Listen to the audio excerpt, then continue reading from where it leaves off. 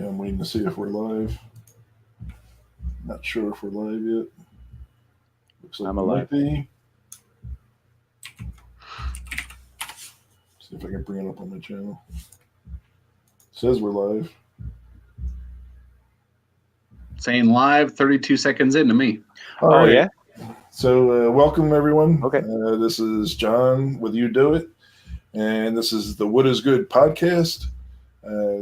Jason is off tonight. He has some commitments that he's doing. And in his place, we have PJ Fetscher. I really appreciate you stepping in here, PJ, to Absolutely, man. co-host with me. Absolutely. What we're going to do is we're going to have PJ basically play doing it with Jason. And he'll help drive this podcast. You got a crazy guy at the helm right now. I don't know where we're going to drive to, man, but it's going to be a good time. And then our guest tonight is Chris Cunningham of Cunningham Woodwork. So yes. I'm going to pass it off to PJ and Chris, and while they're talking, I'm going to bring up Instagram and all that good stuff so that we can actually have something to look at. How's it going, everybody? My name's PJ with the Evolution of Tables. Tonight we've got Chris Cunningham from Cunningham Woodworks, pretty big YouTube and Instagram sensation. We were just talking earlier. He's got some videos out that are approaching 7 million. You said 7 million views. Yeah. I got one that just crawled right past 7 million. God, that is awesome. That is like just, probably a dream come true. Like when you first set out when you first make a video, basically, what do you think? You think this is fire? This is going to go well. What do you think? Sometimes you come up with a video and you put a lot of work into it and the project looks awesome. And then it just kind of doesn't do what you expect. It might do okay. And then all of a sudden you have one that just snowballs and just goes and goes and goes. Yeah. And you're like, I don't know if I hit the right time of day, if I hit the right, project, the right tags. You never know when they're going to hit. But I've definitely had a few where I feel like it's going to go big and then it just totally bombs. It just makes a big fart sound. Yeah. So, have you noticed that there is, a difference in audience response by which time of day you post stuff, mm-hmm. Which hashtags you use? Does that make a huge difference? Yeah. And I noticed the hashtags helping earlier on when I started on Instagram, and now if I look at my analytics, it kind of goes back and forth. Sometimes you get 0 reach from your hashtags, and sometimes it's, maybe 25% of your reach is from hashtags. So they're not as crucial as they used to be. I used to use 30, now I use like 10 to 12. But time of day definitely seems to be key, and it's not the same for everybody. For me, it seems to be like 8:30 to 9 o'clock at night. Or super early in the morning. It just seems to be when my followers are on the platform as well. Yeah. And I assume it's before work and when the kids go to bed. So John, I guess that's our age. If we see Chris go off screen for a little bit, that means he's doing his nightly post in about 20 minutes. Yeah, it's almost that time, isn't it? Yeah. I actually keep an eye on the clock. I've got an alarm on my phone actually. I just out of the blue, one morning I posted at about 7:20 a.m. Yeah. And that particular picture was my most liked. I don't have near as many followers as you do, but that picture, which I thought was nothing special, whatever, it's just a kitchen bar, a slab of wood, and I got like, tenfold the amount of likes that I normally do. So I'm like, oh man, maybe this 7:20 a.m. thing, this is my magic hour, it's a sweet spot. So then obviously I was wrong, but because I've posted everything at the same time, every day, and it doesn't do as well. There's apps that you can use that'll tell you like when to post and everything, and I've never fully trusted them. They kind of give me a ballpark, but I mean, you could go the exact same time of day every day and just be that consistent, and you'll probably just be consistently okay, and you'll still have every once in a while one will pop off and one will totally bomb. Sure. There doesn't seem to be an absolute perfect formula for any of it. And I've talked to people with followings like yours, mine, 100, 200,000, and everybody has the same issues. So it's not that you're doing something wrong. It's that you just got to keep on keep on throwing them. Keep on, man. That's the key, and I think that's what Instagram wants. They just want us to keep posting and posting, and just keep people on the platform. Keep people engaged. Actually, yeah. Like if you do a really good job of responding to comments. You're really good with the stories and everything. Like you always have. I noticed you always have your face in the story. It's always a forward-facing camera. Whenever I do the forward-facing camera, it's like by accident. I'm like, oh crap, I have to turn it around. Like. My wife told me that very early on. Yeah. I was doing videos, and it was before stories was even out, but I was always doing a video, and I would show a process or show something I was doing, and I wouldn't talk. I wouldn't show my face. I didn't want anything to do with being in front of the camera. Yeah. And she's like, why are you doing that? She goes, everybody wants to be more personal. And so I adjusted. And I figured something out. You're doing. It's working. And I think that's what everybody wants. They don't want just a cutting board or a mallet. Even they want a person behind it. Yeah. And all the answering of comments and messages and everything else. That's just me being appreciative of people that are even willing to watch my stuff. Exactly. Yeah. If somebody's taking the time to comment on your video or has a legitimate good question. Again, we don't have. I have a much smaller account than yours, but I really, if it's not right then and there, it'll bother me for the rest of the day. Yeah. Like I got to write back to that guy, even though I have no idea who that was. I feel like I owe them, because they're on here supporting me and they're supporting you. I owe them that respect to answer the question. I went to Bid Summit. And I think it was Gary V who said you have to pay attention to the 1,000 or 100 or 10,000 followers you have before you even consider reaching 1 million. Yes. Treat each one that responds to you like gold, and they're part of your family. Sure. Well, and that's one thing I've kind of felt like with Instagram, that it's not just a random number of people, that it's a really tight community. And some of these guys that I've answered their message back, it wasn't just me being polite. Some of them I've really become friends with. Yeah. And I talk to them almost every single day. And it's kind of amazing that they're not just some random stranger.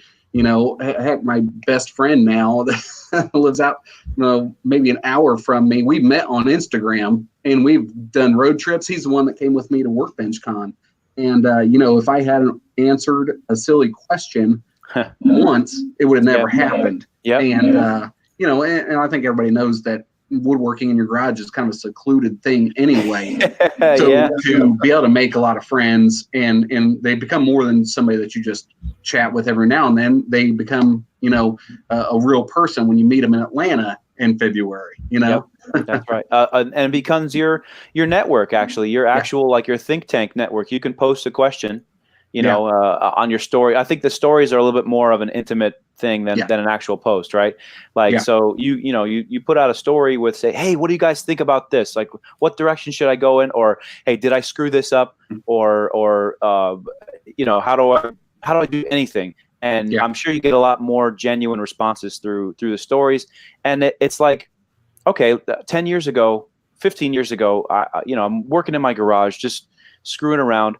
I had nobody to bounce ideas off of but myself, so I'm just like, figuring things out and learning. I think that's, it's necessary kind of to figure things out on your own sometimes. But this community is just like overwhelmingly generous and overwhelmingly intelligent too. I'm surprised by a lot of people that I'll run into or meet for the first time, and it's like, oh, okay, it just looks like a regular dude, whatever. Yeah. And then they'll just start going off about the intricacies of CNC and or some theories behind this and what they've experimented with and things like that. I'm like, wow, all right.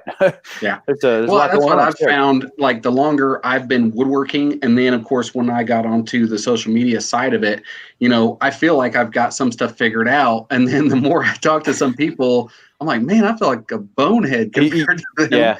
Because they've done so much more, and they've done stuff that I don't feel like I could ever accomplish, not without a lot of years of trial and error. Yeah. And it is amazing that, some people have taken that different rabbit hole, and they're extremely intelligent, and they're like geniuses compared to me. Yeah. Yeah. Can I ask you a question? So what this thing here? They make this for creating these balls. Yeah, Carter makes those the sphere cups, and they'll make the silicone in different sizes and stuff. And then they make it super handy if you don't want to use a vacuum chuck or anything. And I think they'll hold anything up to like maybe a 7 or 8 inch sphere, which I'm planning on doing very soon. Wow, you could do like you can't do a bowling ball, right? I don't know, what's the diameter of a bowling ball? I don't know. My lathe probably won't. I still have a small MIDI lathe. Okay. So I probably can't go that big, but I'm sure somebody could figure out a way. Actually, Carl Jacobson was turning a bowling ball, like an old one, into a bowl today. Oh, wow. Yeah. That's cool. Yeah, that's really very cool. So. That's awesome. Yeah. Hi, everyone. One Raz. Hello. How's it going? I saw Keith, KJ Sawdust commented on your pressure pot video. Said he makes chili in a pressure cooker. Yeah. We got a little group of friends that we're constantly going on and just kind of trash talking, trolling. Yes. But trolling is the word. Yeah, it's really not anything, no bad intentions or anything. But we always like to kind of give each other a hard time because sometimes nobody does. Sometimes you post something and nobody ever says anything bad about anything bad. Yeah, exactly. Nobody's got that. Nobody's that honest best friend who tells you, "Hey, man, this really sucks. I don't know what the hell you're thinking. Like, this is terrible." But we've got in South Florida, we've got we call it the Maker Alliance between 305 and 954. A lot of guys in Miami-Dade County, and Broward County. There's probably like 18 of us in an Instagram DM chat. Yeah. And honestly, that's the reason my phone is on silent all the time, because that chat does not stop, and it's all people talking crap about each other, and it's actually really good. Like, we've done some meetups, and when we get there, it's not awkward at all, because like we already know you've already been trash talking each other for months. Yeah, like it's like, out of your system. Yeah, there we are right there. See that? Yeah, I saw that meetup, man. That was awesome. And I was thinking, I'm actually going to be in Florida, but I think I'm going to be a little bit south of you. Well, actually, you guys are way down south, aren't you? He's pretty much as south as you can get. Yeah. Okay. Yeah, I'll be in Tampa, so I'll be middle of the state. Oh, man. No, we'll listen, if Chris Cunningham comes to Florida, man, we're all about it, man. We'll make a trip over there. We got to. We got to do a meetup over there. Oh, yeah, man. Absolutely. Chris, he's next to me in the picture there. Chris, Cowdog Craftworks. He's actually wearing a KJ Sawdust shirt right there in the picture. Yeah, I think a lot of us have that new KJ shirt. Yeah, he throws them around. It's kind of like a Mardi Gras thing. Hey, Yeah. How'd you earn your shirt? Oh, I can't say. I can't. Oh man, that's funny. But Chris Cowdog Craftworks. He's a lot better than I am at social media. Basically, he's a network savant. He's always on. Well, I guess he's a quintessential millennial. Like, he's always on his phone, but he's very productive on his phone. Like, he's got so many. Oh, Paul Peck Drywall Tube. How's it going, man? He's got so many friends and so many resources on Instagram, because he just chats everybody up all the time. He's always asking questions. He's always, talking crap. He's always doing this and that. and that's how we met. He and I actually went to elementary school together. Oh, and wow. We hadn't seen each other in like 25 years. And we there you go. We got back together via Instagram, and the rest is history. Yeah. Yeah, I was going to say, I've chatted back and forth with him on DMs, and then I realized that I've been talking to him for a really long time, and I didn't even know what he looked like. So he came up to me in Atlanta, introduced him. I was like, "Who the heck are you?" in all fairness, there was like 450 people. Yeah. And I was so overwhelmed with how many people that I met, and I don't even know if I knew what you looked like. I knew we talked, and I don't think we were friends. I don't think we followed one another before that. I was pretty sure I followed you, but if not, I'm sorry, man. I'm sorry. I take that back. I definitely followed you before. Never mind. Hey, Chris, what is this? How did you get it to look all like man. luminescent or whatever? It's crazy. Because I didn't seal the wood before I cast it. And so it kind of gave it like a crackly look. That's actually not supposed to look like that. It's amazing. But it looks great. It does look cool. Yeah. But yeah, it was total accident. Is that like moisture coming out of the wood kind of thing, or is that little bubbles that formed on the surface because it wasn't sealed? Just a little bit of surface moisture. What I've done since then is I started coating the burl with resin before I cast it. Okay. And that completely seals it up. And then where it's sitting at, that's what it'll be when you cast it. Okay. So, I learned from another guy down here in South Florida, Dusko of DP Woodworks. Mm-hmm. He does a lot of epoxy stuff. He makes domino tables.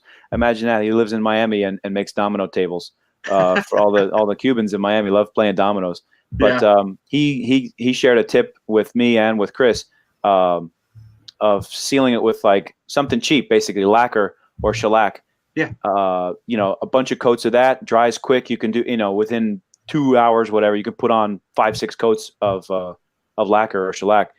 And especially a burl like that with a lot of little edges and little grooves and stuff. Get a can of spray lacquer and seal it up, and then the epoxy bonds to it. The epoxy, whatever it is as lacquer is what it will be, like you just said. Yeah, I'm gonna have to try that. That'd be a lot faster than what I'm doing. Yeah, because that's what I was thinking. Like the resin, that's almost another full day basically of letting it cure. 24-hour period at least until I want to pour. Yeah. So. Yeah. Yes, and it's cheaper too. Like pick up a can of spray lacquer. If you're doing a bunch of these, like the small spheres, man, a can of spray lacquer is going to last you a month. Oh yeah, I could just set up a dozen blanks, spray them all, and within an hour, I'm casting. Yeah, that'd be awesome. Yeah, man. Yeah, give it a shot. Heck yeah. Paul Peck, back on the show. Paul Peck. Actually, Paul Peck.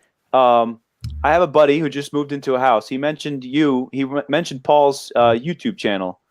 He's like, I have this knockdown on my ceiling, the popcorn ceiling, not knockdown, popcorn ceiling, and it had been painted over, so it's really hard to get off. And Paul actually has a video on YouTube on his channel that shows you how to put a skim coat over that painted popcorn ceiling. And I thought that was pretty cool because my buddy mentioned, he's like, there's this guy Paul Peck on YouTube. I'm like, oh yeah, he was on the podcast when I was a guest. That's awesome. Like. A small world, man. Small world. So I'm going to bring up a couple of pieces of PJ's work. Paul was in our last live stream on doing it with Jason's when you were on, because that started a whole conversation about him growing up and going to, what did you go to, Hollywood or something? I forget. Who, me? Paul. Paul went to Hollywood. Oh, I'm sorry. Yes. And then Paul. Somebody else in the chat, mutual friend, went to Hollywood too, and Paul's like really good friends with him or something. Just that's right. Yeah, it was small world. Yeah, very small world, man. A lot of the same. But I want to show. Last time I was on the wood at YouTube. I just want to show everybody else. Thanks, Paul. Your stuff in a moment here. So, Chris, YouTube. I just have a few videos on YouTube right now, and they were when I first started figuring it out. So they're like too long and they're boring. they're nothing worth getting into, and they weren't anything. It was like trial by fire. It's like, you know what? If I don't make something, I'm never going to get on there. And so I made like a sharpening video, and I did I turned a handle for a brass face or a brass mallet, a chisel mallet. Okay. So there weren't anything major. They never really hit big, and of course I wasn't consistent, didn't stick with it, but I just kind of wanted to go in more of a unique direction, so I stepped back from it, and then I'm thinking it'll probably end up being a turning channel. Okay. Just because it's a niche and I really enjoy it. Yeah. Goof around and make whatever I want, and if I mess up, then it might make for a good video still. Sure. A learning experience. Yeah.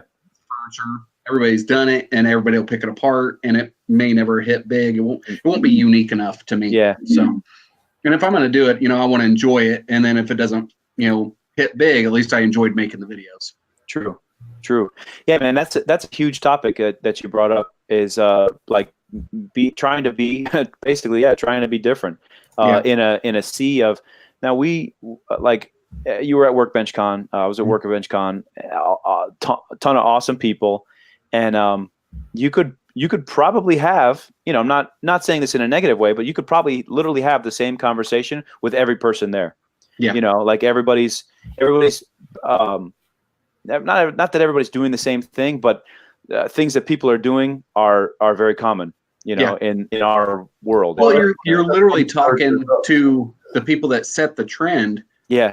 Very possibly the person that started a trend is in that room, and everybody else is on that same trend. And, I'm no different. I saw Scott's Mini Shop on Instagram.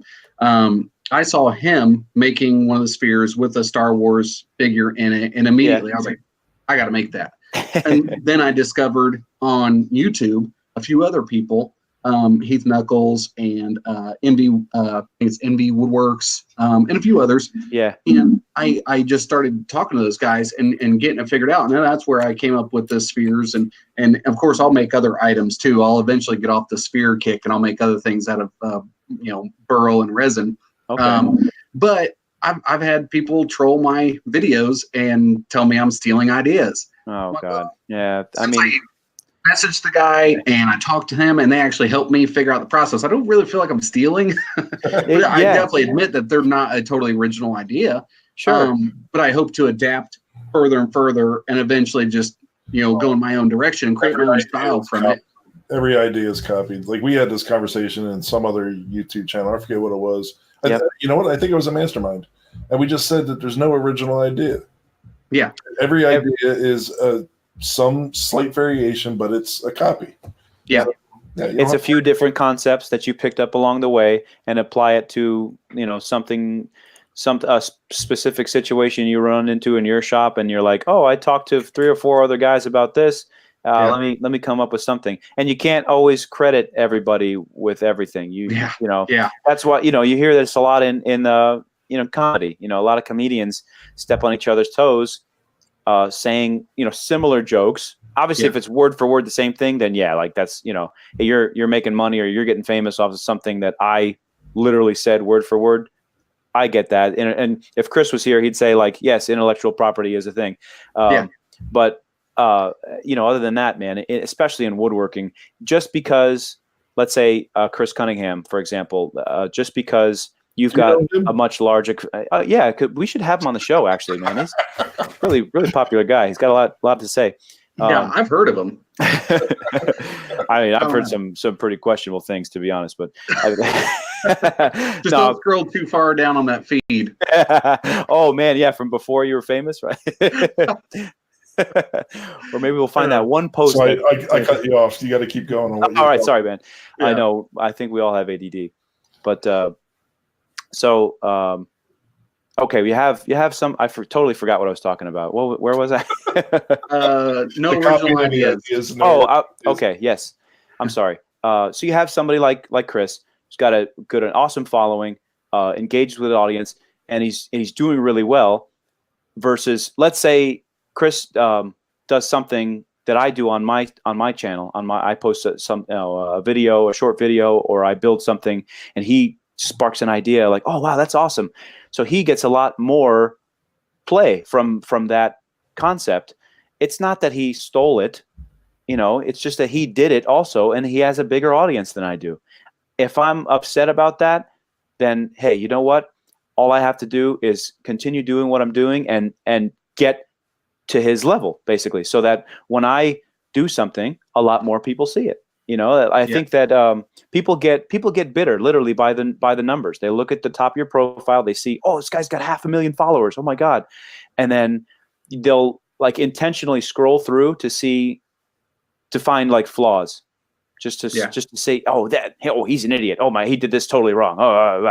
Well, okay, dude, instead of, being Mr. Negative, Miss Negativeson, whatever his name is, how about you work on yourself? How about you get to work on your own channel, get to work on your own posts, and do some cool stuff that other people will follow. Yeah. Well, and in saying that, I don't ever want people to think that my follower count or my potential subscriber count on YouTube, if it ever grows, I don't want people to think that makes me better than anybody. It means that you have cracked the code. It means you've followed the formula Instagram secretly has, which we can never figure out, and we're constantly chasing. It means that you found a stride or somewhere. It does not mean that I'm a better woodworker. It doesn't mean I'm more creative. It doesn't mean I'm a nicer guy. It doesn't mean any of that. It just simply means I have a larger follower count. And I don't ever want people to think that, that puts me on a pedestal or makes me, an elitist or anything. I never want anybody to feel that way. And when I talk to people on Instagram through DMs and everything, I never look at their follower count and see if they're worthy or anything. And I hope nobody asks me is I have X amount and that, this guy will never answer me, and you wouldn't believe how many times that I answer a DM to some new person. And that's the first thing they say, oh my gosh, thanks so much for answering back. I'm like, it wasn't a big deal. Yeah. They didn't expect you to, because you're a huge, you're a popular guy, but I'm glad you brought that up, man. Like, I rarely look at I do look at the numbers. Of course, they're right there. It's the first thing on the top of your profile. You glance at it. It's kind of like telling, whatever. I was going to say a dirty joke, but it's the first thing you looked at. In that same, thought that whenever I started and I had quite a bit less followers, when I had somebody follow me that had 20,000, I was pretty excited. Oh man, yeah. And then I had bigger accounts even later on, and I was still pretty excited. Like when Keith Johnson started following me. I'd actually already been talking to him, and then he finally started following me, and I'm like, that's pretty cool. He's a cool guy. But when I met him, though, he's totally normal. He's just a guy working in his garage like the rest of us. But a little bit of me geeked out a little bit. So my schoolgirl moment was when Matt Cremona followed me. I lost it. I know he's a regular dude, and but I just followed him on YouTube, for 5-6 years. Yeah. And from when he used to just screw around with a chainsaw and stuff like that, and do from a tree to a cupboard and things like that. Like I love all that stuff. And you see somebody that has basically grown their career right in front of you, and you're like, there's no way I'm interesting. Look how much he's done. But then you realize that, you may still have something to show or teach him too. And I think that's the whole purpose that he'd be following you in the first place. So if you can impress somebody who's been doing something for a long time, that's cool. That's a really good feeling. Absolutely. Which is why, I mean, not for nothing, but, I feel privileged to be here right now, talking to you and talking to John. Like you guys have been hard at this for a long time, and I obviously I don't, I don't take compliments very well. I don't give myself really any credit. I don't know if that's some kind of weird, thing I should see a therapist about, but like I don't think it's that big a deal. I don't like the praise at all, but to me, I'm like a nobody, and here I am talking to somebody. Basically, that's really cool. Basically, that's really cool. Dan Courier was totally beside himself when I followed him. By the way, if you don't know Dan is kicking buttocks. He runs Creator Fundamentals channel. He is part of the New York City Video Mastermind. Oh, it's 5 of us. So it's myself, Dan Courier, Dan Norton, Ross Brand, and Jay Leibs. And we meet up either virtually or in New York City, and we try to do it once every 3 months. And we hold each other accountable in what we do. And I really appreciate Dan stopping by. It means a lot. His channel is geared towards helping others grow on social media, and he actually runs a business where he coaches clients to perform better. That's awesome, man. That's very cool. Very good group of guys. Seeing it, and there you go. That's a hell of a network to have. Yeah, Chris, I meant to ask you before. What, if you don't mind me asking, is this what you do full time, like woodworking? Nope. No. I actually do commercial flooring during the day. Oh. Then I've just been doing this in the evening on the weekends. Wow. But I own my own business, so every once in a while I'm afforded a day, like a half day or day off, and I'm right in the shop. So awesome. I think that's why I confuse some people, because they see me on stories middle of the day and then in the evening and everything else. I'm kind of all over the place. So I, kind of fool people into thinking that I'm doing this all day long, but I haven't found a way to sell that many mallets or that many spears yet. So. just yet, not yet, at least, right? Not yet. Yeah. I gotta find cool, that right item, Hey, have you cut into that live oak at all? No. And actually, I was going to do it today. I had the planer out, dust collection on it and everything. All my shop's like totally mobile. So, the dust collector's only hooked up to one item at a time. Yeah. But I was going through and I was getting ready to turn a carving mallet. And I was running the planer. I was like, you know what? I got new blades in there. Let's try it out. Because I know you said that it's some gnarly stuff. It is. Yeah. So, but man, I was looking at the side grain that's exposed, and then even as it dried, it has like a curl to it. Yes. That stuff is crazy. You run your finger across the top of it. It's not. Oh, it's not even. You hold it in the right light, and it looks like curly. Yeah. Oh, it's got a weird sheen on the top. It's weird. Yeah. It's that southern live oak is almost. I want to say it's like a mixture of all the other oaks. It's got, if you cut it the right way, if you get like a good section that's quarter sawn out of the main trunk, like there's some medullary rays somehow. There's no organization at all to the actual grain. It looks like that. What's that painting? Starry Night or something like that, with all the swirls around the moon and everything. For a moment? Yeah, sure. What's that? I want to entertain a super chat. I'm not worthy of this, Dan. I really appreciate it. I get emotional with this type of stuff, man. Man. Just friggin', I'm gonna cry on stream. You're okay, the best, man. Let it out, man. Let it out. Let it out. Yeah. I appreciate you, Dan. It means a lot. Oh, cool. Yeah. So this is what? Can you explain what's going on here, Chris? When I first started doing the spheres, I had a couple fails. That were like full of bubbles and everything. And so the videos weren't really going well. So I put it out in my stories that I was going to turn in the dark. And everybody thought it was really risky. And so I taped a flashlight under it, turned the lights off in the shop, and I just took a couple passes just for fun. But it ended up being a really cool looking video. Yeah. And you can see, literally the only two passes you see are about all I did. It still ended up being a pretty clean looking sphere, but it just wasn't as clear as the current ones. That's really neat. And that cutter that you're using, that's a carbide tip, maybe? Yeah.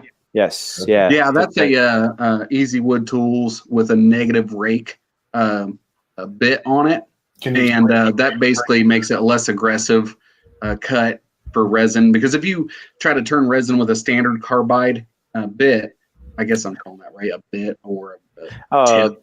Gouge or chisel, I guess. Yeah.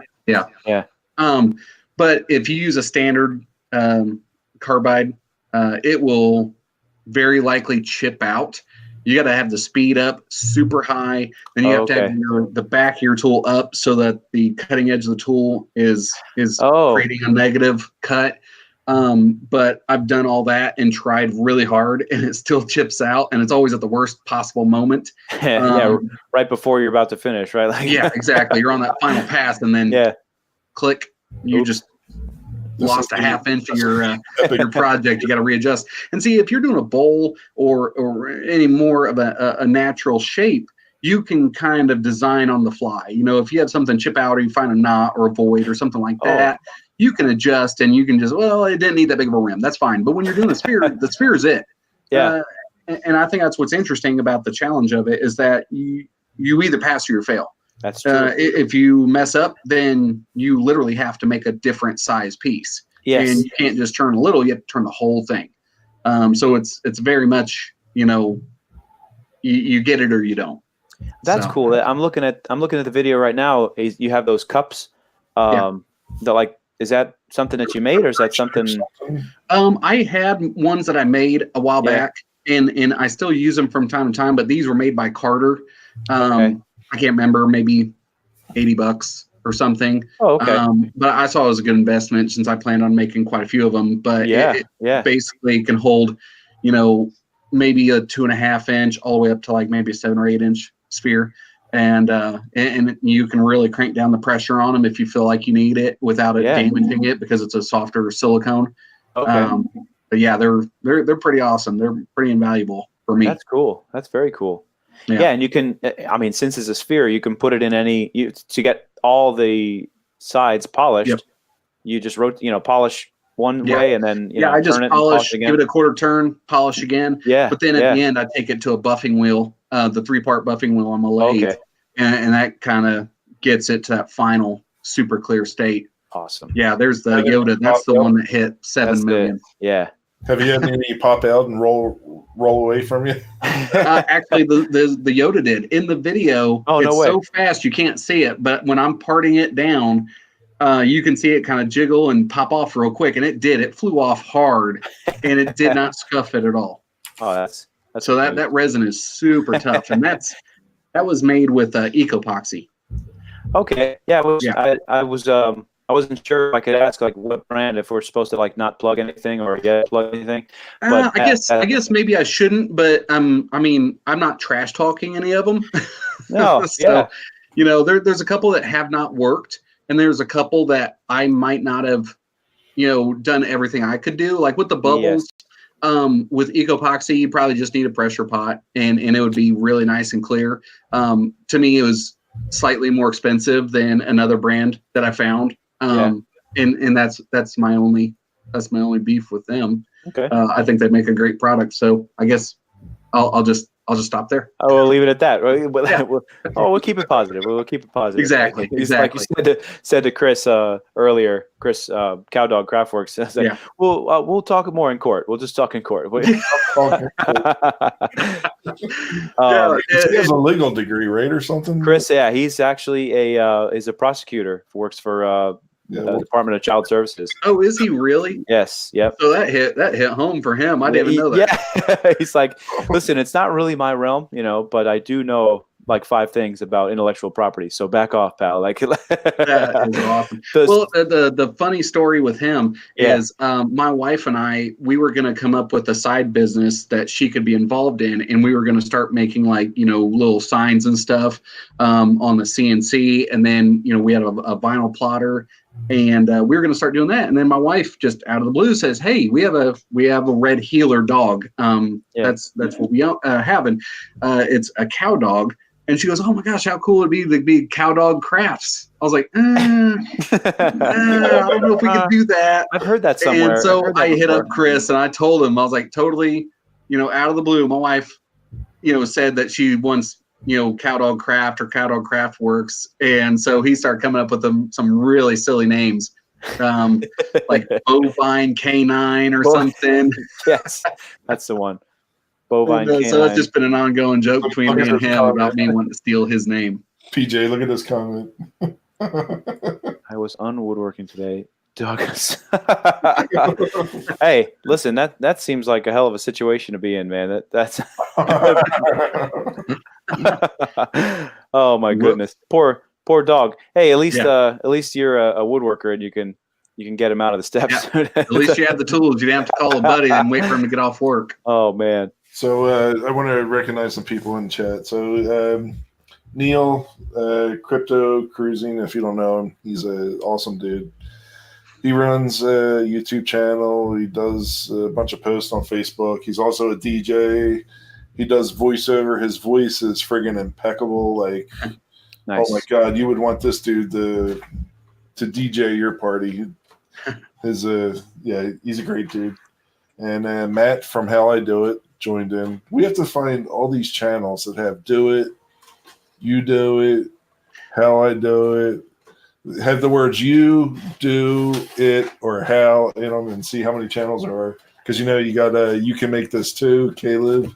Yeah, that's right. Oh yeah, Caleb from yeah. And then, well, that's what. Since you're talking about YouTube names, I was trying to think of a more unique one in case I steered more towards turning. I don't know if Cunningham Woodwork would make the most sense if it was specifically turning. So I've been trying to come up with a unique, catchy name. So I'll try to keep that in mind that, "do it" at the end might not be the It might not be the one, or maybe I'll do I don't know. I'll figure out something. My sister named her Instagram. She can do it too with TOO. Oh, I like that. Yeah. She can do it too. She's all about trying to do stuff herself too in the house. Good. Yeah. So then Mike of Wiley's 3D joined us. He runs a 3D printing YouTube channel. Oh, that's cool. Nice. He's God, that's another monster right there. All the like CNC guys and 3D printing guys. I have a lot of respect for them. And the fact that people are kind of like being somewhat negative about letting them be part of a woodworking community. Like, come on, man. It's not traditional woodworking, but hey, neither is using a table saw. Yeah. My buddy Arturo said exactly that. I always think about all the planning and everything else that I would have to put into a piece of furniture when I first got into woodworking. And then all of a sudden, there was digital plans, and then you could actually drop your own digital plans. And I've been learning SketchUp here lately, and they're all a tool leading towards a goal. And so if you're going to accept all these, other new technologies, but then completely, push away another, I don't know if you're giving it a fair chance. Now, there are the people that are just simply, hey, I downloaded a picture off Google and then I told it to, make a negative carve of it. I guess that's how you say it. And there's probably a little bit of that where it's like, okay, you really didn't do much.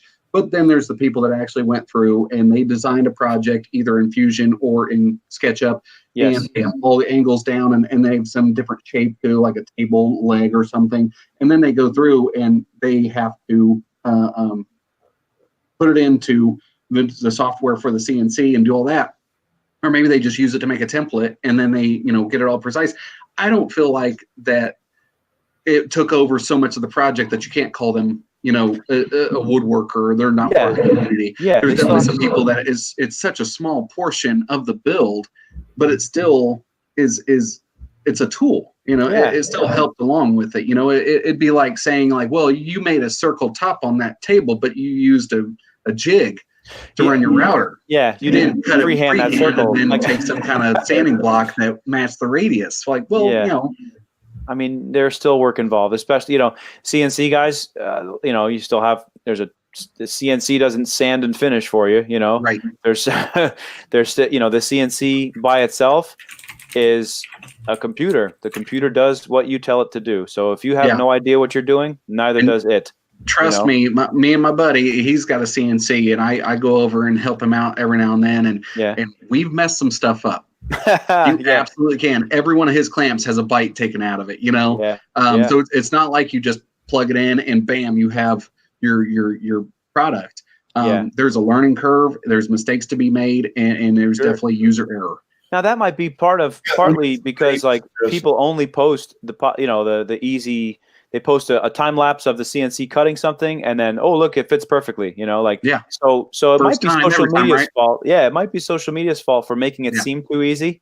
So maybe in saying that, I purposefully post mistakes and fails all the time, and I try to make sure that people know that no matter how many of these perfect whatever you can make, there was 10 fails behind it, if not more.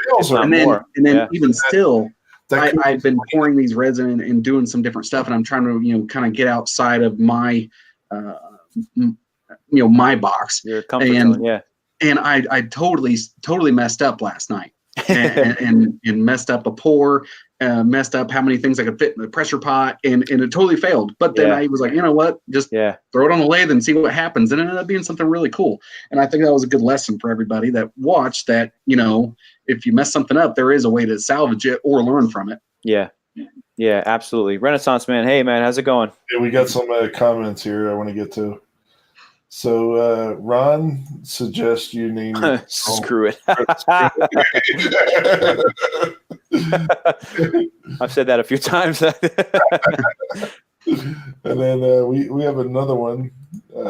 Paul. You turn it. That's the one. Yeah, I like that one. Yeah, that's a fancy name. That's what a lot of people in Florida do. They just make U-turns all day. They just go back and forth. I have no idea where I'm going. Driveway Workshop with Jim Beshears joined. I want to give a shout out to Jim. Thank you, Jim, for joining in. Hey, Jim. Knack to Carl.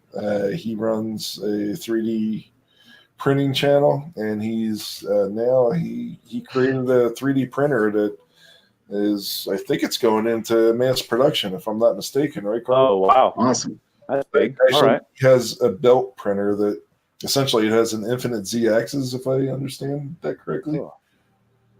Since it's a belt printer, it can just keep printing and it can keep. Okay. Yeah. Now infinite, it's like there's a limit to everything, right? Oh yeah, everybody gets tired, I mean, Eventually, you'll get back to the other side of the planet, right? Yeah, right. Yeah. So infinite in that it's bigger than it exceeds the size of most 3D printers. Yeah. So it's cool. Renaissance. You guys looked into that shaper at all? The that CNC handheld CNC, basically the router. I looked at it. And the price, it's pretty expensive, if I remember right. I think it's like with some attachments, it comes out to like $2,500, something like that. Yeah, and my thing is if you get into big enough projects that would need it, like beyond a 4x4 table, then and it's absolutely necessary if that's what you're wanting to do. But then I thought, like, it's never something you couldn't walk away from. If you that's a good point, man. Batching out very stuff good point. on a CNC and you got everything clamped down right, and that you can comfortably walk away from it, you can actually go get some other stuff done. But that shaper, you literally have to have hands on it at all times. So not to say it's not a cool tool, but not something I think I would. Andy Berkey used it. That's good, really good point, man. Yeah, carve that into the ceiling. You all know Andy Berkey, right? What's that? You know Andy Berkey, right? Sorry. No. Remember, I'm small time, man. Small account. I'll bring up this thing, but he uses to carve his Andy Berkey logo on his ceiling. That's cool. Nice. That's different. Something you can't do with a CNC. Exactly. And see, that's where I was thinking. Like, say you're wanting to do some kind of carving on, say a piece of art or a tabletop or something that exceeds that 4 foot. There's the $2,000 model of CNCs that we all know, and then if you want like the big 5x8 table, you're $20,000. So you're just not going to see those very often, and so that would be the next option. And for only another $500, it's a great option if that's something that you're going to use it a lot for. Sure, but what you said before, you can basically set it and forget it with a CNC. You just kind of like. After all the programming and designing and stuff, you literally press enter and you can walk away if you've done everything right. But with the shaper, you're married to it. You're babysitting the whole time. Yeah. So this is something that Andy did. Andy's a nut when it comes to like thinking outside the box. You want to talk about somebody with an original idea. Okay, this is not original, but everybody's going to think it's original. Who do you know fills in a pothole with friggin' mosaic tile pieces that he glued the construction paper or whatever? I couldn't remember where I'd heard his name, but I did watch that video. That was pretty cool. You could put your logo like Domino's did, put a Cunningham mallet on a pothole and cover, like, yes, I did. This is him working on the on the mosaic. That's cool, man. Is that mosaic something significant, or is it just a little face? Or his logo. It's his logo? Oh, I'm sorry, man. I'm sorry. Look, he has it. I see it there. Okay, next to the rest of the tattoo. This is Jamie Page, I think. That's cool. Right? So, if I'm not mistaken, Jamie Page got that. So they're all over at what is it in London? What's going on? Maker Central right now. Yeah, Maker Central. That's cool. But that's Jamie Page got the rest of it, and then he got Andy Berkey's logo. Really cool. It looks like there's a mallet around the side. Is that a Cunningham mallet around the side of that? Like,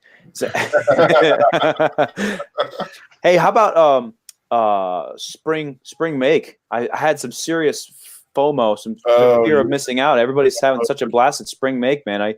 You didn't go to that, did you, Chris? No. I wanted to, and it really wouldn't have been that far of a drive for me. But just with work. There was a lot of stuff I had to get done. I just couldn't get away. I forgot about work. There's that too. Yeah. Unfortunately, you know, I got a mortgage and kid. And, Oh my goodness. all those things, you know. Yeah. So yeah, I did want to go, and I talked to a few people that went, and they said it was a much more hands-on experience than what WorkbenchCon was. So there was like a woodworking day and then a metalworking day. And so, you know, if you wanted to get in there and you were, you know, pretty green to one side or the other, I think there would have been a lot to be gained. But I don't know. I feel like if I wanted to learn metalworking, I'd want to learn it. I want to gain a lot more than a day worth of metalworking, and to be standing in line and waiting for your turn to, you know, smack a piece of metal or weld. I feel like I could find a buddy and you know, weld 20, 30 lines in a row, and really feel like I'm getting it down and go home and put it to, you know, put that, you know, practice to use. Sure. Yeah. Whereas if I just, you know, made a keychain, it'd be fun. Don't get me wrong. I'd love to go and create something out of a raw piece of steel. But, you know, I don't think in one day you're going to learn different types of steel and different, you know, ways of temper or harden. There's a lot to it. Yeah. There's not too much that you're going to get into. Whereas if you really want to, you know, spend $600 and do something, I'm sure $600 would get you a long way in a metalworking weekend class, you know, local to home. Yeah. I mean, there's Zach, you're going to Tampa, like Zach, ZH Fabrications is in Tampa, you know. He's there for a little while longer. I'll pay. Yeah, it's true. Yeah. He's moving, right? He's moving to Ohio. Yeah.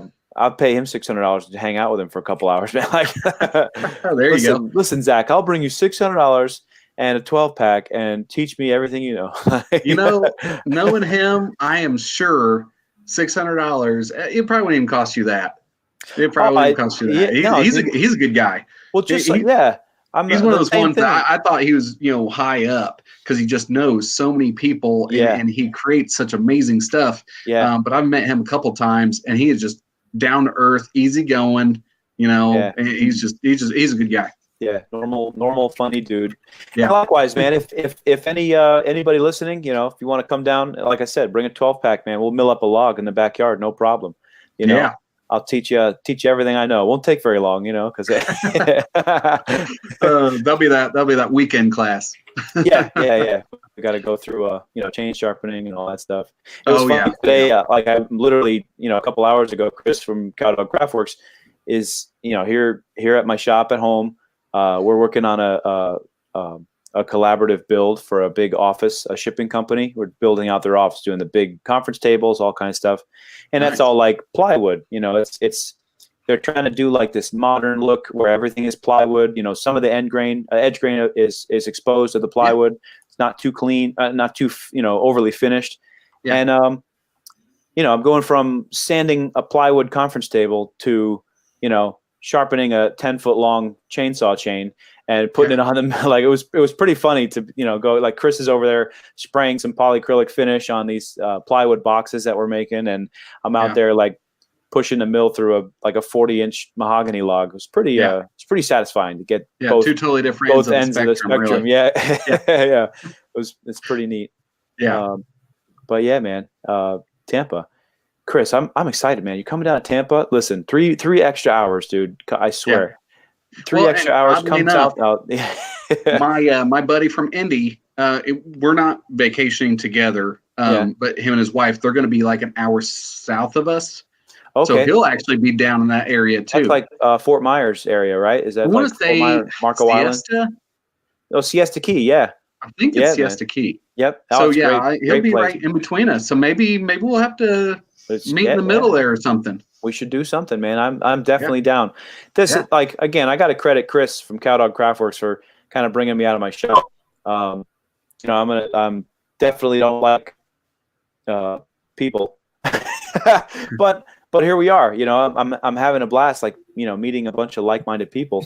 This guy, I'm down, PJ. I'm down during football season. Shotgun in the crane.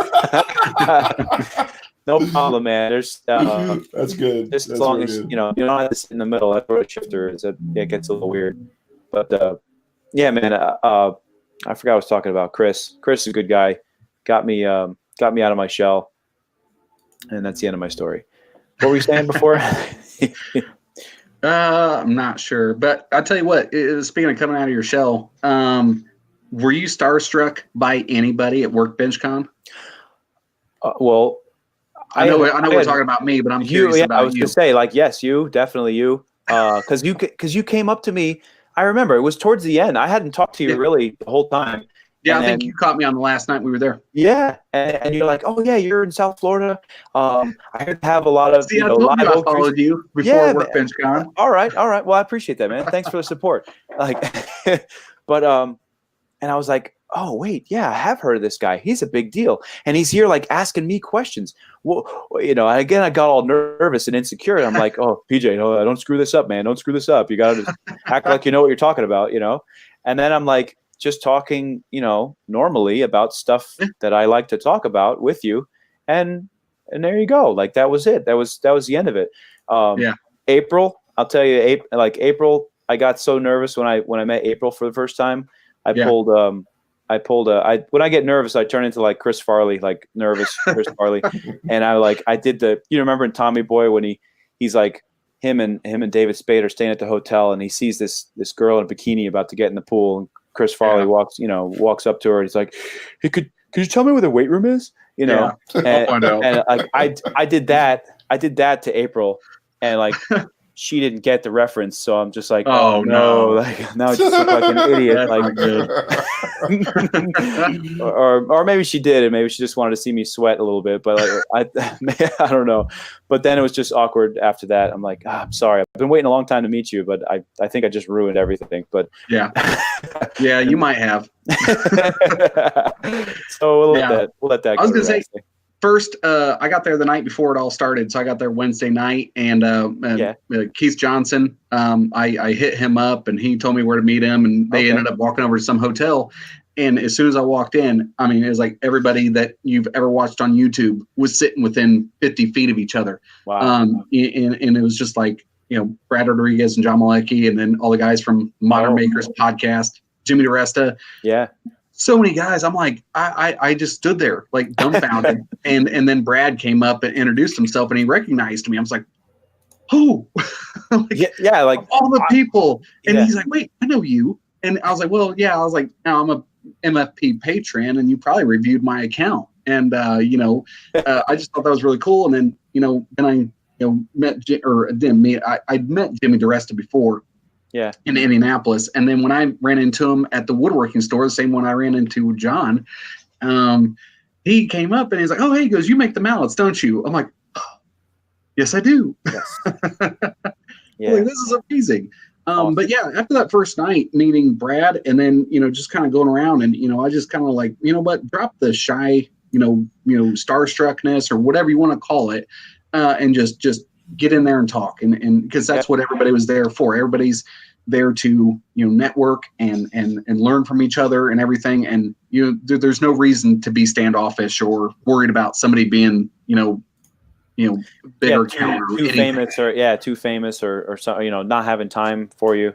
Man, I definitely see how, like, look at us now. This is it wasn't that long ago, 3 months ago now. Yeah, I think so. And it was still like such an awesome couple days.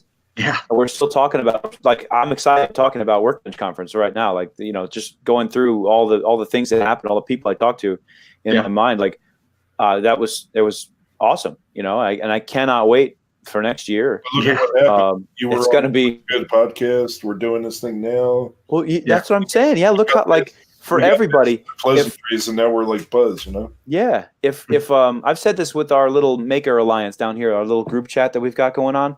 I've had the conversation with my wife. She'll say, PJ, don't you think that you're sharing all your secrets with all these guys? You're sharing techniques and whatever. And I'm like, at first, yes. At first, I was extremely standoffish with all these other people that are asking me questions about how I do this and how I do that. And I'm thinking to myself, like, no, I'm not gonna tell you. Like, those are my customers. Like, I'm in this to make money for my family. Like, I'm not gonna share all my secrets and then lose business to you guys. But it took me a while to get over that hump, and now, honestly, I've said this before. To the people in that group chat, I'm like, listen, guys, I don't know about you, but since we've since we've been friends, since we've been our own little network, I've made more money. Yeah. Like well, because there's always going to be something that you do that somebody else doesn't, or maybe you have more time than that guy. Yeah. And then vice versa. There's going to be somebody that comes along and says, hey, I want a whole bunch of plywood pieces. And you're like, I don't ever want to touch plywood again, but I got a guy that does. Yeah. And if you're succeeding and they're succeeding, everybody's doing well, because the whole custom furniture, trend is going to do nothing but grow. And then the more of you there are, the more that you're going to be able to meet that demand. There's no way that you're going to produce enough slabs. There you go, PJ. There's no way you're going to have to be able to produce enough slabs to supply everybody in your area. Oh, exactly. But there's going to be that one slab you have that the next guy doesn't. And if you guys are already friends and already talking to each other, you're going to be helping each other. So exactly. Yeah, man. The money's there. The money's out there. The customers are out there, and if it's almost like having an extra, having good friends, having a good network is like having free advertising, because those types of people, all of us like-minded types of people, are going to run into those same types of customers, and again, like, hey, I don't do this, but I know a guy that does. Yeah. And then that guy that I just referred you to, he's going to return the favor to me at a later date when he runs into somebody that I could easily help and he can't. Yeah. Like all of us have just really gotten busy. We've gotten really busy over the last couple of months, because we started, we just broadened our frame of reference by 1,000%. Yeah. There's John. Oh, Paul Jackman. He was another guy too. He was cool to talk to. We actually had like a 10-minute conversation about how to tastefully place a fart in a YouTube video. Well, he is the master. He would be. I told him I subscribed to his channel because at the end, when he like jumped up on his bench, he made a fart sound, and I was like, this guy, he took one out of my playbook. I love it. He's worth that bell and the notifications, everything. There's times where I watch his videos and I am so much less interested in the project, and I'm way more interested in just his humor. And the production value of his videos is awesome. Did you watch his newest one today? Oh no, I haven't seen this one today. Oh my goodness, it's some kind of topographical carving on his CNC. But there was one part, and I told my wife that I want to learn how to do this. But he had him walking out of the frame and then walking into the frame, and then one guy would pop up and then he'd walk out of the frame, and it went on. It was like 6 or 7 transitions. I'm like, oh my gosh. I'm like, I've seen the one guy, Jay Bates, does it where he'll stand there working and then the other one will be talking to him. And it's kind of cool. But then to see it multiple times all in there, I'm like, oh my gosh, I got so much to learn. Really cool. Really cool. Yeah. My extent of editing has been on my iMovie on my phone. Yeah. And I'm told that the actual desktop platform has a lot more options. You can do more music. Yeah, there's a lot of guys that use iMovie on the MacBooks, and it's supposed to be pretty spectacular. Yeah. But I got a PC laptop, and I'm starting to get into Premiere Pro, which is extremely overwhelming. Oh, really? Okay. Yeah. Premiere Pro is amazing. Yeah. Oh, yeah. It's pretty much. But I got to tell you that we had Jimmy DeResta on Friday night on our podcast, and he said that he switched back to iMovie because it just made sense. Yeah. He when you look at his content, he's speeding through things and he's jump cutting. He just speeds through things, jump. Yeah. And everything I'm seeing on iMovie, it's extremely easy to cut and slice and speed up and adjust your volume, which are a lot of the more basic things, but those are extremely easy. Whereas it seems like Premiere Pro, it takes a little bit more to get there, but then if you want to dig really deep, it's got that. So I can definitely see where iMovie would be more for his style. Why go through all the trouble of learning all that stuff if you're never going to use it? Yeah. Yep. My favorite part, I used iMovie on my phone the other day for I was like cutting some steel on the little horizontal bandsaw, and while it was cutting, I edited it to look like I was sitting back like eating a granola bar, while it's cutting, because I'm, as kind of a jab to my buddy Chris who bought the thing, because I have one of these, the chop saw that like like it's cutting through wood. Basically, it'll cut through steel. It's the carbide tooth, ferrous metal cutting blade. Yeah. And so it's way faster. So like as a little bit of a jab to him, I did this thing where I'm like, hey, your saw is super slow, man. I had time to finish a whole granola bar while it was making a cut, But there you go. Like that was iMovie on my phone. I was able to do enough to where it was like a cool little video to watch, like a fun little 20-second thing of me screwing around, like you said, the jump cuts. And honestly, I mean, if you're just aiming for growth and having a good time and I mean, a lot of people aren't really that worried about the super high quality videos on Instagram. Yeah. I think when you move over to YouTube, there's a little bit more demand for it. People are wanting a little more quality because I think people are watching on their TVs now, in their living room. So you got a 50-something inch screen that's high def and you can get 4K and everything. So I think the production value really needs to match the platform. That's a good point too. I know a lot of guys. I think Keith Johnson is still 100% iPhone. Really? But he edits an iMovie on his MacBook. Okay. But he's still shooting everything with his phone. And his videos are amazing. His videos are amazing. He's got a knack for the close-ups and the just the right angle, and the lighting in his shop is really good. Yeah. It does. That's a separate talent altogether, man. Yeah. Producing videos is a completely separate talent. Which leads me to believe that there's probably a whole population of woodworkers that would blow us out of the water that are not on social media at all because they don't know how to take pictures. Absolutely. You know what I mean? They don't know and they don't care to know. Yeah. They're not worried about it. Like, why would I do that? I make a living doing this, and why would I make a really cool video? But even in the same thought, there's a lot of guys out there on YouTube that have started hiring camera guys and editors to do that because there is somebody that's going to be a little bit better than what I can do in the shop. Yeah. So I can't capture myself ripping a 4x8 sheet of plywood on a table saw. Like I could set up a little tripod, whatever, but it's just it's not the same. Yeah. I would have to go back and forth and position the camera just so, make sure the lighting's right. I know. If there's somebody else that's following me around who's a professional doing that, of course it's going to look way better. Yeah, that's what Jimmy has. Jimmy has his cameraman, and so he was explaining Friday night that he'll film like sections of what he's doing, and he's like, you know what, this is boring, you can just stop filming right now. Go through and do a lot of stuff, and then he'll get back, okay, you can pick up filming, but that might be like 4 hours later. He's like, okay, you can start filming again, and he puts it all together. And that's he already understands, and you look at the impact that he has. So it's really according to your audience, what your audience tolerates, and you can always branch out and try different things, but sure, you get in a cameraman. If you want a cheap cameraman, best thing you can do is freelance to a university's film production department. Just say, hey, I'm looking for an intern to do filming on the weekends, maybe 6 hours, and then you pay them a little bit. Yeah, that's a good idea, man. That's a really good idea. And you never know. Like, they may come up with something amazing. It could be terrible. It could be really good, They're in film, they understand editing, so you don't have to worry about teaching them anything. Yeah. They already have an appreciation for editing, the concept of editing, not the physical thing on the computer, but I'm talking being able to leave stuff on the cutting room floor.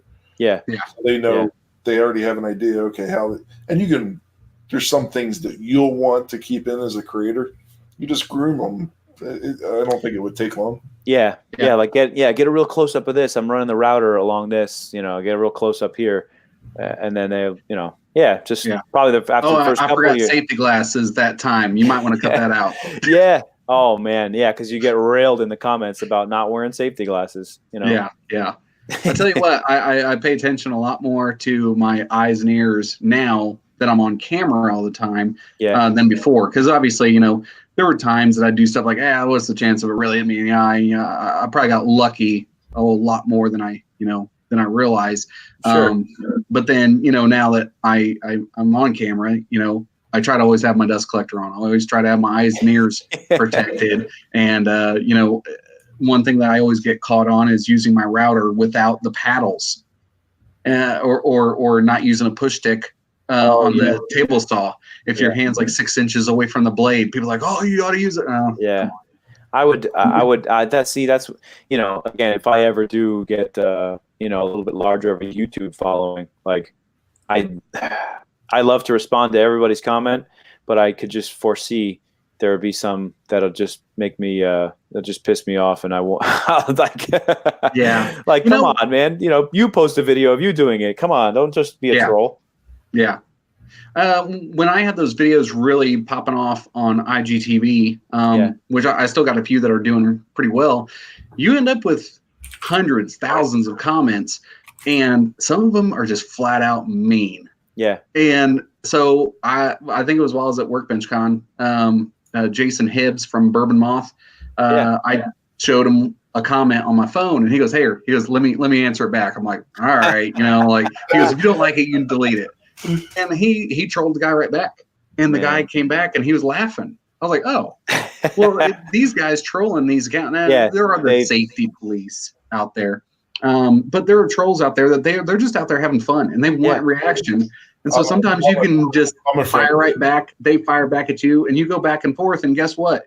I have a post that has 20 more comments than it had before, and now Instagram's promoting it. Yeah. So thank you. Generating interest. Yeah, exactly. Yeah, thanks. You were trying to tell me that I was terrible. Meanwhile, now I'm on the Explore page. Thank you very much. Yeah. Yeah. All this engagement actually gained me some followers. So. That's awesome. Good stuff, man. All right, Jim. Thank you for joining in, brother. I appreciate it. Oh, you're talking to me? I have to go? No, Jim said he So I was showing Neil's page. So Neil's a great guy, man, but he's got some content about cryptocurrency and stuff. So if you're interested in the crypto or yeah, man, Bitcoin was popular for a while, and then it kind of fell off. And I just bury all mine in the backyard. That's what I'm talking about, man. Yeah, stolen under the mattress, cash in a couple envelopes and whatever. Under the willow tree. I'm good. Yep. I got. I try and mix it up. If I sell a table here and there, I'll just offer a bit of a discount for the customer to pay cash, and just so I have some for a rainy day. You know what I mean? Well, here lately, I take all my profits and I pour it right back into tools in the shop. So I'm like tool rich, cash poor right now. Yeah. Yeah. I've been down that road too, man. Oh yeah. Do you know this guy? Anybody know this guy? This drywall tube. Is that Paul? Yeah, Paul Peck. Do we know him? Yeah. What do you mean? No, I'm just a good guy. I'm just messing. Yeah, that's Wait, he's the guy who does the drywall videos. Yep. Oh my! That's the one. He ranks. He's like, you know what? You compete with yourself at this point. When you get this big, you're just competing with your own videos. Like I'm looking at his ranking. Like every time he puts out a new video, I go rate the tube, buddy, and I look up his rankings. Yeah. All his things, and I'm like, you just outdid your last video, so now you're competing with yourself. Like there's nobody. He's pushing out everybody in the space. So like if anybody's got the word skin coating, forget about it. You're done. Paul's got it. Oh, okay. Oh, that's how that. Oh, actually, yeah. Chris Cowdog was telling me about that. Like, if you keep producing the same video over and over and over again, and using the same type of stuff, pretty soon YouTube starts labeling you as that type of channel. Yeah, you can have variants of it, like and you can push out in different niches, and YouTube will still recognize you in these different niches. But man, yeah, he totally owns this space for skin coating. And do you know that he has the domain name drywallmasteroftheuniverse.com? Nice. Oh my God. Yeah, the dude's a wizard. So yeah, thank you, Paul Peck, for joining in. I appreciate you, brother. Awesome. Well, fellas, I think it was a good live stream. I'm gonna, coming in, and thank you, PJ, for co-hosting.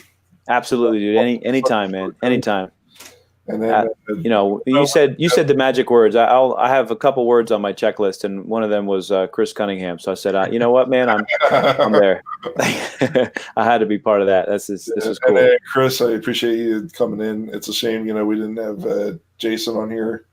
Also, so Jason, who's Jason? Yeah. Jason's my co-host. If you did, that's all right. That'd be a good excuse to get back on here. This is a lot of fun. Yeah, so man, absolutely, dude. I also want to have PJ and Chris and a couple other. We can have up to 4.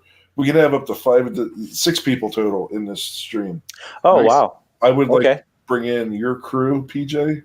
Sure. So can you have a chat with them on your private chat? And absolutely, if there's a day that you guys are able to, and then I'll check it out with Jason. Jason is probably available 9:30 to 10 o'clock and beyond. Okay. So if that happens to work out for you, and we could do like an hour and a half live stream, maybe take us to 11:30. On weekends, you said? During the week. So, during the week. Okay. Yeah. So that way we can schedule that. That's a little bit past my bedtime, man, to be honest. That's it. I hear you. And yeah. So, but maybe we could push 9:30. We could, man. We'll figure something out. If I get, 30 I'll just drink a Monster or a Bang or something like that, and get after it. There you go. So, man. So look, Paul Peck, I appreciate you. Ren, it's you're a trip, brother. So I appreciate you stopping in. Red Light, got you. Crypto, Neil, everybody. Thank you. This is the What Is Good podcast. Our co-host tonight is PJ Fetscher and our guest, Chris Cunningham. I'll put the links to their channels, their Instagram and everything in the description after this video is published. And we'll see you all later. So thank you very much. And I appreciate Dan Courier for the donation. Thanks a lot, John. Chris, good talking to you, man. John, have a great night, man. God bless both your families, and I'll talk to you guys soon, all right? All right. Thank you. Yep. Thanks for having me on. All righty. All right. Bye. Bye.